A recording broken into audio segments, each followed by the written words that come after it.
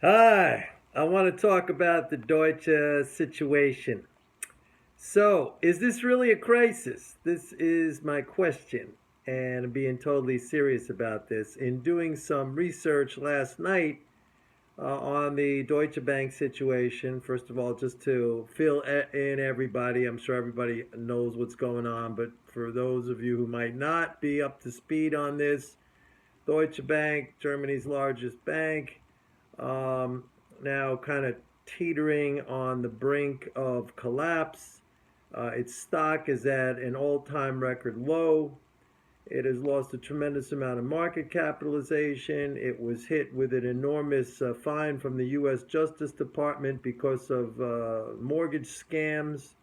It owes 14 billion dollars to the U.S. Justice Department. It needs to be recapitalized, otherwise it is technically, I guess, basically insolvent. And people are saying this is going to result in a Lehman crisis, another Lehman crisis. Remember Lehman? But this is different.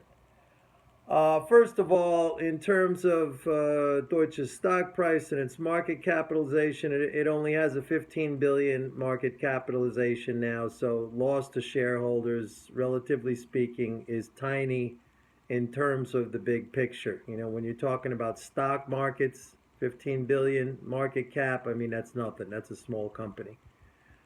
In terms of Deutsche's liabilities, which basically that means its deposits, 1.9 trillion. The EU does not have bank deposit insurance. So how do you preclude a run on the bank? So far, by the way, there hasn't been any run on the bank. And I could also mention that Deutsche Bank could exist even though it's technically insolvent, like a lot of banks in Japan that have been insolvent for decades, they could still exist in the capacity of depository institutions and in their ability to clear transactions that can easily be sustained by the Bundesbank, the German central bank, and the ECB. No problem. I mean, the Bank of Japan has kept the zombie banks in Japan going now for 25 years. As far as the recapitalization, that's that's the open question, and I guess the source of all the anxiety. People saying, well, Germany's got to write the check. And Merkel has so far sort of been aloof with regard to that. So people are thinking if they don't write the check, it's going to go down. It's going to be a systemic collapse. And I say wrong. And once again, I'm on the opposite side of this whole entire argument just because I'm looking at it rationally. Now, I did not know this until yesterday. I have to be honest that the EU ratified into law on January 1st of this year a bail in provision, not a bailout, a bail in. A bail in, the bail in law requires, okay, not asks or anything like that, requires that all banks in the EU and some other financial institutions must, to put it simply, seize creditor assets, and that could mean bank depositor funds, in order to recapitalize banks whenever they are faced with a situation when they need it. And they wrote this law, it's a stupid law, but they wrote this law because they're saying, well, we don't want to have to go ask taxpayers again to bail out banks, so depositors, you are going to be on the hook. Now, in the United States, we don't have that. We have bank deposit insurance up to $250,000. It used to be $100,000. Now it's $250,000. And that's why there was never a panic. I spoke about Wachovia yesterday. But in the EU, what happens is that even if Germany doesn't write the check to bail out Deutsche Bank, under the EU law, Deutsche Bank is required, not, it doesn't even have to ask or, hey, depositor, it is required by law to take some of the assets of its creditors. Now, it might only take a small portion. And by the way, we saw this with the Cyprus banks back in 2012. where they hit like 40, had like a 40% haircut off of mainly large depositors. Okay, so this happened. We saw this happen in 2012 in Cyprus.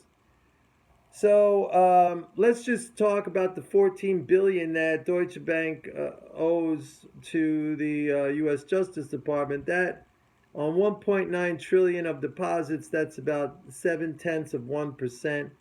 You know, Deutsche Bank could easily hit up some of its big depositors, take a haircut from them, and it's not like a condition. It is a law that it has to. It is a mandated thing. Now, I don't see. By the way, the European people they went along with this. I mean, they vote their representatives. They have been under austerity for 6 years. That's destroying them. They keep voting in the same people. Even in the UK, where they just surpassed Brexit, they got this Theresa May. She doesn't know what she's doing. They got guys like what's his name, Osborne over there at the Bank of England. Well, they had him, and he was talking about raising taxes and cutting spending as a means to offset the Brexit. So they're idiots. But the people know what's going on. They don't. I don't see lines around Deutsche Bank. I don't see any images of that. I don't see any reports of that. So that's what's going to happen. So is it nice? Is it fun? Is it a positive thing? Certainly not for depositors who may end up getting some of their deposits confiscated. But that's what they voted in. They wanted euro. They wanted the euro. They wanted European Union. They're still sticking with that. I think they're pretty much resigned to it. So I don't see this thing at all coming anywhere near being a Lehman situation. So once again, all the zombies and the mousy boys and the parrots and the cockroaches are selling stocks. Why are you selling stocks here in the U.S.? I mean, I think it's all wrong. Now, I might be seeing this thing wrong. I'll be honest, and I admit it. I just came across this law. I wasn't even familiar with it, but I found this law yesterday, and it is a law in the EU now, this bail-in law. And that's what they have to do. If Merkel decides not to write the check, that's what they have to do. They have to invoke this law, and they're going to do that. So I don't see anything big coming out of this. I really don't. So it's another one of these things, you know? It's another Brexit. It's another end of the world. I mean, it's incredible. It really is.